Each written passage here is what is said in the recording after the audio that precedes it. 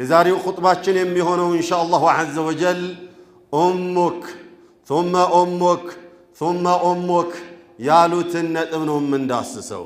ነቢያችን ሰለዋቱ ረቢ ወሰላሙ ዐለይህ አንዴ አይደለም ሁለቴም አይደለ ሶስቴ ደራርበው እናትክን ጉዳይ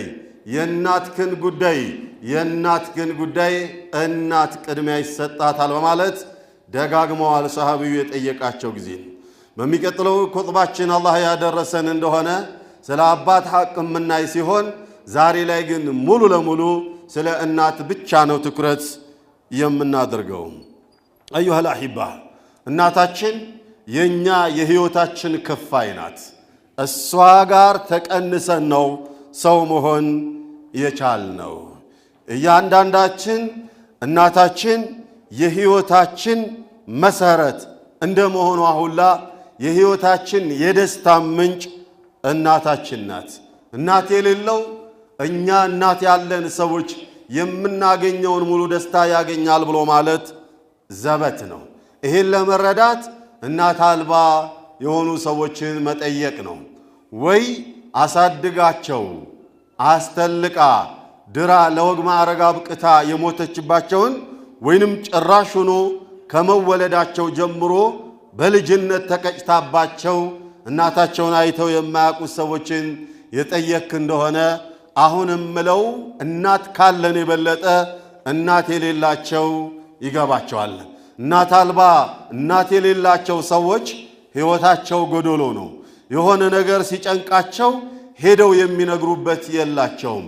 መስደሩ ሸክዋ ሄደን ስሜታችንን የምንገልጽበት ጭንቀታችንን የምናማክርበት ቸግሮኛልና ዱዓ አድርጊልን ብለን የምንላት ብቸኛይቱ የዓለም ወልይ ምትክ የሌላት የወልዮች ሁላ ወልይ እናት ናትና ለምን ሃይማኖት አልባ አትሆንም?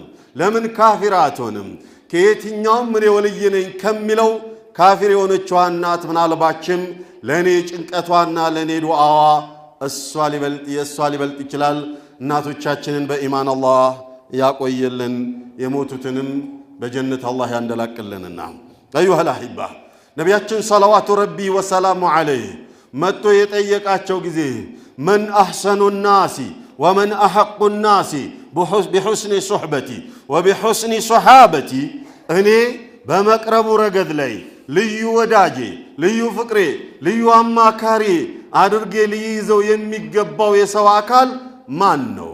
አንዲት ሀጃ ብትኖረኝ ሄጄ የምነግረው፣ ሚስጥር ቢኖረኝ የማመሳጥረው፣ ሀጃ ቢኖረኝ ዱዓ አርግልኝ ብዬ የምለው፣ በቃ መጎዳኘት ብፈልግ የምጎዳኛው፣ ሀዲያ መስጠት ብፈልግ ወስጄ የምሰጠው፣ አንዲት ደቂቃ ብትኖረኝ ከሱ ጋር ልጫወት የሚገባው ልዩ ቦታ ቅድሚያ የምሰጠው አካል ማን ነው በህይወቴ ብሎ ጠየቃቸው ነብዩን ሰለላሁ ዐለይሂ ወሰለም።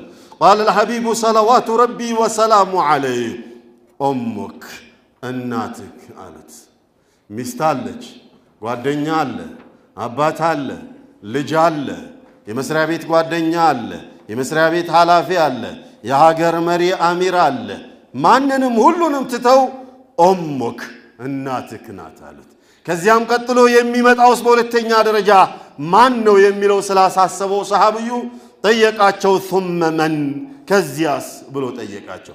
قال الحبيب صلوات ربي وسلام عليه تاركا لهؤلاء እነዚህን ሁላ ትተው ثم قال ኡሙክ አሁንም እናትህ ናት ቅድሚያ የሚሰጣት አለ። ከዚያስ ሶስተኛም ደረጃ ثم من ከዚያስ ማን ነው ብሎ ያለ ጊዜ ثم ኡሙክ አሁንም እናትህ ናት አላቸው። ሰለላሁ ዐለይሂ ወሰለም ከዚያም አላረፈ ጠየቃቸው። ثم من ከዚያስ ሌላ ማን ነው ብሎ ያላቸው ጊዜ ثم أبوك ثم الأقرب ثم الأدنى فأدنى ከዚያም አባት ነው። ከዚያም በሂደት በደረጃ እየወረደ ይመጣል አሉ ነብዩ ሰለላሁ ዐለይሂ ወሰለም። أسأل نفسي وأسألكم بالله ራሴንም ይሁን እናንተን ልጠይቃችሁ እኛ ጋር የሆነች ውድ ነገር ቢኖር ያንን ውድ ነገር ለምንወደው አካል ለመስጠት ብንዘጋጅ ለማን ነው ለመስጠት ነፍስያችን የምትደሰተው? ለማን ያልክ እንደሆነ አፈቀር ነው ብለን ለምንለው አካል ወደድ ነው ብለን ለምንለው አካል እኔ ጋር ቅድሚያ ቦታ አለው ብለን ለምንለው አካል እናት ምናልባች ብትመጣ መጨረሻ ላይ ብትመጣ ነው እናት የምትታወሰው አባት የሚታወሰው በዒድ አይደለ ሀገሬ ላይ በብዛት የተለመደው ኢላ መን ረሒመ ረቢ ዒድ ሲመጣ አይደል እናቶቻችንን እናስታውሰው ሀያታችን በሙሉ እናስታውሰው ሚስቶቻችንን ሀያታችንን በሙሉ እናስታውሰው ልጆቻችንን አመቱን በሙሉ የነሱ ነገር ቢዚ ያደረገን ይቆየና ዒድ ሲመጣ በዳቦ ወይንም በነጠላ ወይ በጋቢ ወይንም በሻሽ ወይ በሆነ ነገር እናስታውሳታለን እሱም በዛ ብለን ስናበቃ እንንጠባረራለን እንኩራራለን በእናቴ ዱዓ እናቴን እኮ ሁሌ ነው ምخدማትና በእናቴ ዱዓ ነው ያለሁት ብለን እንኩራራለንም ጭምር الله المستعان الله جل وعز ووصينا الانسان بوالديه ولا سوي ሰው ልጆችን በሙሉ የወላጆቻቸውን ጉዳይ አደራ ብለን በማስጠንቀቂያ ጭምር መከርን ዘከርን አለና ثم قال حملته امه بوالديه ብሎ በወላጆቹ ጉዳይ አለና አባትን ትቶ حملته امه ቅድሚያ የሚሰጣት እሷ ናታ የጭንቀቱ ባለቤት እሷ ናታ ስታረግዝ የተጨነቀችው እሷ ስትወልድ የተጨነቀችው እሷ ስታሳድግ የተጨነቀችው እሷ አባት ድርሻ የለውም ማለት አይደለም ነገር ግን በሶስተኛ በአራተኛ ደረጃ ነው የአባት ድርሻ ሊመጣ የሚችለው ሁሉም ቦታ አለውና اذن حملته امه وهنا አረገዘችው እናቱ ጭንቀት ተሞልታ على وهن በጭንቀት ላይ ጭንቀት ተደራርቦባታል አላሁ ጀለ ገና ከጅም